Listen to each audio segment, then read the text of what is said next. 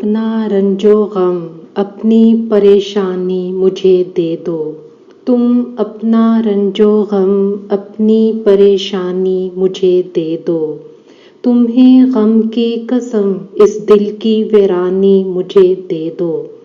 یہ مانا میں کسی قابل نہیں ہوں ان نگاہوں میں، یہ مانا میں کسی قابل نہیں ہوں ان نگاہوں میں، برا کیا ہے اگر یہ دکھ یہ حیرانی مجھے دے دو۔ میں دیکھوں تو سہی دنیا تمہیں کیسے ستاتی ہے، میں دیکھوں تو سہی دنیا تمہیں کیسے ستاتی ہے، کوئی دن کے لیے اپنی نگہبانی مجھے دے دو۔ وہ دل جو میں نے مانگا تھا مگر غیروں نے پایا ہے، وہ دل جو میں نے مانگا تھا مگر غیروں نے پایا ہے، بڑی شے ہے اگر اس کی پشیمانی مجھے دے دو۔ السلام علیکم سامعین، آج ہم اردو ادب کے نامور شاعر ساحر لدھیانوی کے حوالے سے گفتگو کریں گے۔ آئیے اپنی گفتگو کا آغاز کرتے ہیں۔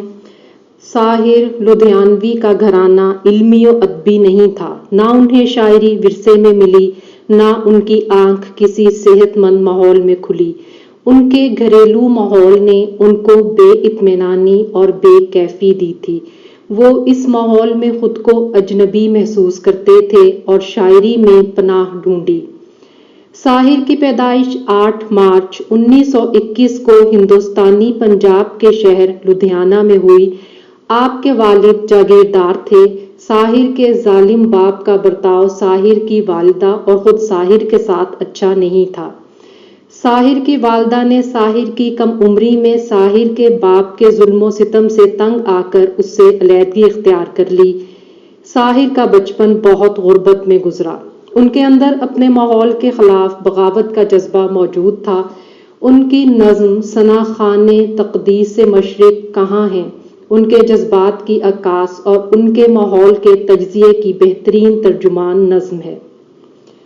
نظم کا عنوان ہے چکلے۔ یہ کوچے یہ نیلام گھر دلکشی کے، یہ لٹتے ہوئے کارواں زندگی کے، یہ کوچے یہ نیلام گھر دلکشی کے، یہ لٹتے ہوئے کارواں زندگی کے، کہاں ہیں محافظ خودی کے، ثنا خان تقدیس مشرق کہاں ہیں، یہ پر پیچ گلیاں یہ بے خواب بازار، یہ گمنام راہی یہ سکوں کی جھنکار، یہ عصمت کے سودے یہ سودوں پہ تکرار، ثنا خان تقدیس مشرق کہاں ہیں، تعفن سے پرنیم روشن یہ گلیاں، یہ مسلی ہوئی اد کھلی زرد کلیاں، یہ بکتی ہوئی کھوکھلی رنگ رلیاں، ثنا خان تقدیس مشرق کہاں ہیں۔ وہ اجلے دریچوں میں پائل کی چھن چھن، تنفس کی الجھن پہ طبلے کی دھن دھن، یہ بے روح کمروں میں کھانسی کی ٹھن ٹھن، ثنا خان تقدیس مشرق کہاں ہیں۔ یہ گونجے ہوئے کہکے راستوں پر، یہ چاروں طرف بھیڑ سی کھڑکیوں پر، یہ آوازیں کھینچتے ہوئے آنچلوں پر، ثنا خان تقدیس مشرق کہاں ہیں۔ یہ پھولوں کے گجرے یہ پیکوں کے چھینٹے، یہ بے باک نظریں یہ گستاخ فکرے، یہ ڈھلکے بدن اور یہ زرد چہرے، ثنا خان تقدیس مشرق کہاں ہیں۔ یہ اٹھتی نگاہیں حسینوں کی جانب، لپکتے ہوئے پاؤں زینوں کی جانب، یہ بڑھتے ہوئے ہاتھ سینوں کی جانب، ثنا خان تقدیس مشرق کہاں ہیں۔ مدد چاہتی ہے یہ حوا کی بیٹی، پیمبر کی امت زلیخا کی بیٹی، ثنا خان تقدیس مشرق کہاں ہیں۔ بلاؤ خدایان دیں کو بلاؤ، یہ کوچے یہ گلیاں یہ منظر دکھاؤ، ثنا خان تقدیس مشرق کہاں ہیں۔ ساحر نے مرد ہو کے عورت کے حقوق کے لیے آواز بلند کی۔ مولانا الطاف حسین حالی کے بعد یہ دوسری توانا آواز تھی۔ ان کی ایک نظم دیکھیے، بازار دیا۔ عورت نے جنم دیا مردوں کو، عورت نے جنم دیا مردوں کو، مردوں نے اسے بازار دیا، جب جی چاہا مسئلہ کچلا، جب جی چاہا دھتکار دیا، تلتی ہے کہیں دیناروں میں، بکتی ہے کہیں بازاروں میں، ننگی نچوائی جاتی ہے عیاشوں کے درباروں میں، یہ وہ بے عزت چیز ہے جو بٹ جاتی ہے عزت داروں میں۔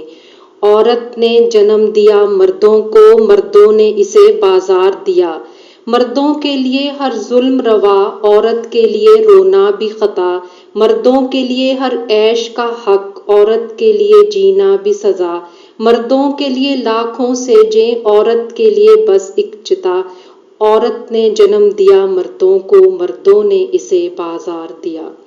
ساحر کا پہلا مجموعہ تلخیاں جذباتی، رومانوی اور انقلابی شاعری کا دلچسپ امتزاج تھا۔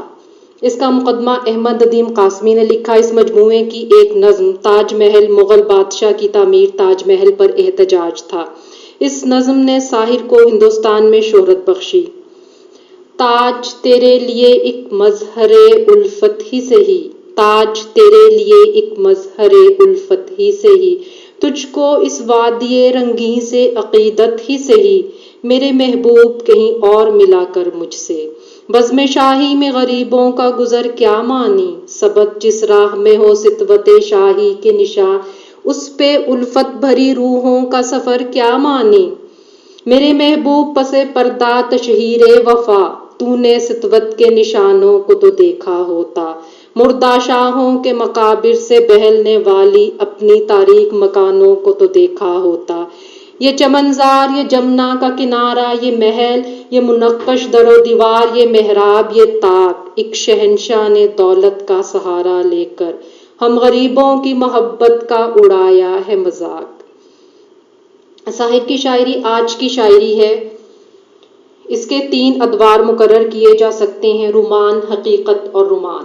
پہلا رومان ابتدائے شباب کا سانحہ معلوم ہوتا ہے، اس کے بعد حقیقت کا دور ہے جس پہ کارل مارکس کا اثر لگتا ہے، تیسرا دور بھی کسی رومان سے متعلقہ معلوم ہوتا ہے، لیکن اس میں نئی اٹھان ہے جو پہلے رومانوی دور سے قطعی مختلف ہے۔ وہ خود ایک جگہ کہتے ہیں، دنیا نے تجربات و حوادث کی شکل میں جو کچھ مجھے دیا وہ لوٹا رہا ہوں میں۔ ساحر نے اپنی ابتدائی تعلیم یہیں لدھیانہ کے خالصہ اسکول سے حاصل کی، اس کے بعد وہ گورنمنٹ کالج لدھیانہ میں داخلہ نے شاعری کا آغاز کیا اور پھر لاہور چلے گئے۔ 1947 میں جب برِ صغیر ہندوستان اور پاکستان میں تقسیم ہو گیا تو ترقی پسند نظریات والے ساحر کے نام 1949 میں وارنٹ جاری کر دیے گئے، جس کے بعد ساحر واپس ہندوستان بامبے چلے آئے۔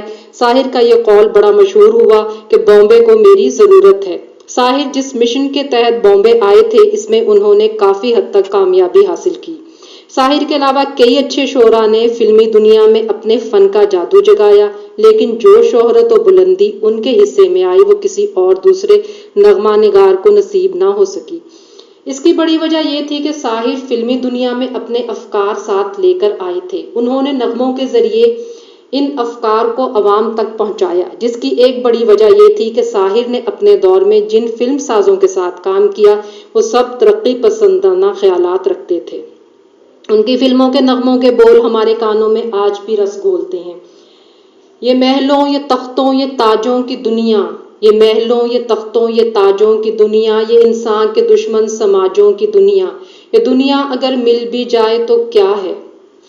اور ان کا یہ گانا، جانے وہ کیسے لوگ تھے جن کے پیار کو پیار ملا۔ اس طرح فلم کبھی کبھی کے ٹائٹل سانگ کبھی کبھی میرے دل میں یہ خیال آتا ہے، اور اس فلم کے دوسرے گیت میں پل دو پل کا شاعر ہوں، ساحر کو رہتی دنیا تک کے لیے زندہ کر کے۔ یوں تو ساحر کے مقبول ترین گیت سینکڑوں کی تعداد میں ہیں،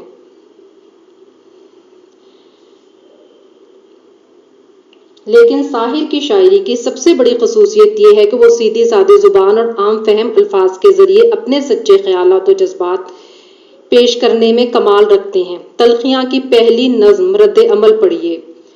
چند کلیاں نشاط کی چن کر، چند کلیاں نشاط کی چن کر، مدتوں محو یاس رہتا ہوں، تیرا ملنا خوشی کی بات سہی، تجھ سے مل کر بھی اداس رہتا ہوں۔